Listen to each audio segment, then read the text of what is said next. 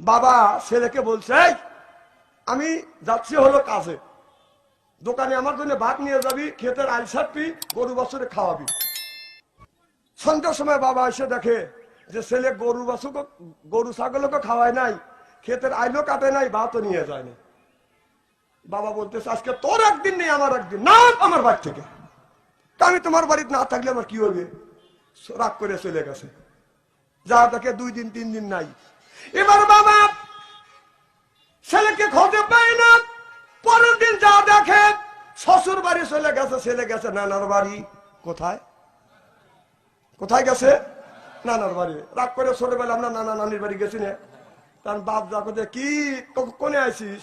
আমার নানার বাড়ি। কাই দিল আমার শ্বশুর বাড়ি। না না, তা তোমার শ্বশুর বাড়ি না থাকলে আমার কি হবে? চললাম আমি। গেছে ওর খালার বাড়ি। কোন বাড়ি? ওর বাপ জাকায় কোনে